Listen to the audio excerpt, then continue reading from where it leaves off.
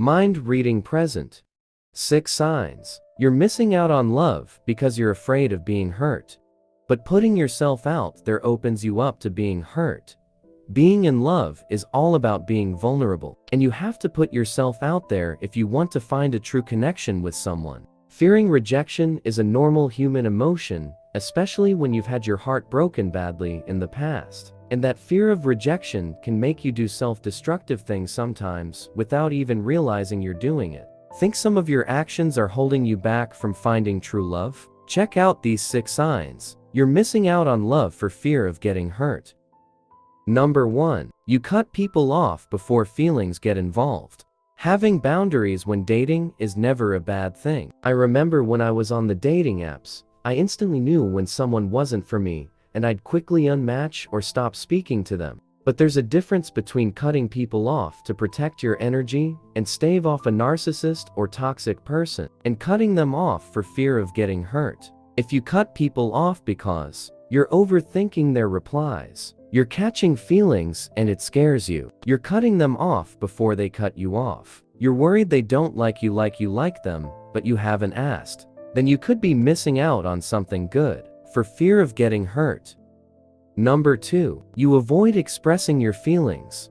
Not talking about your feelings is one of the most common signs that you're holding back for fear of getting hurt. When you like someone, they probably won't know it unless you tell them. But telling them means putting yourself out there and being vulnerable. It opens you up to rejection. A fear of romantic rejection is a very normal thing to have, according to experts. But letting it control your actions isn't a good thing, and it can lead you to miss out on finding true love.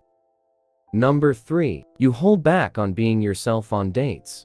On the first date I ever went on after a long-term relationship, I didn't want the other person to think that I liked them. My logic was that I didn't want them to think I would be hurt if they rejected me after the date. When I think back to that now, it was pretty ridiculous. It was also clear that I was so scared of getting hurt. I wasn't even trying to make the date work. Unsurprisingly, not being myself on dates wasn't doing me any favors. It was the most obvious act of self-sabotage. On later dates, when I had a different attitude towards dating, was completely different. I was utterly myself, because what was the point in being anything otherwise? I realized that if they didn't like me for who I was, then it wasn't right, and I could move on to the next date. Number 4. You don't go first.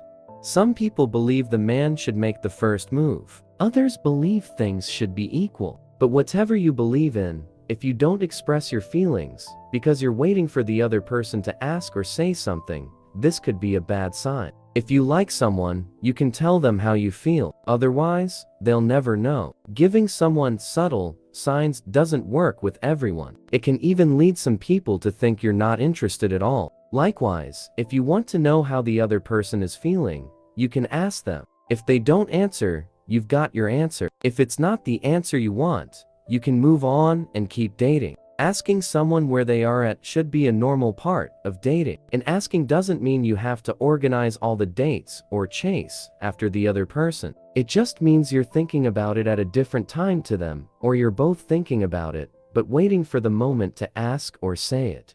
And when you don't make the first move in this context, you're relinquishing your control over your dating life.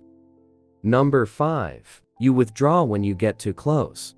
Another sign you're afraid of getting hurt, and it's impacting you finding the one, if you withdraw whenever you get too close to someone. Even when you want to do some of these things like text them, you don't. And there's only one reason for it. It's not because you don't like them that much. It's because you do like them, and you're just afraid that they don't feel the same. Number 6. You compare everything to your past. Our past relationships can cause significant trauma within us. They can cause severe trust issues and fear of abandonment. They can also badly impact our self-worth and inner confidence. Healing from a breakup takes time, and the process is different for everyone. Most people analyze what happened to decide what they will and won't tolerate again. And while it's normal to be cautious when dating, it's important to be aware of your triggers. Just because someone says something your ex used to say, that doesn't mean they're just like your ex. If their behavior is the same, then, by all means, cut them off. if that's not something you want to deal with again. But saying a similar phrase or having similar interests doesn't mean they're going to hurt you like someone else hurt you. And cutting them off because it's triggered something in your past sadly isn't going to lead you to love.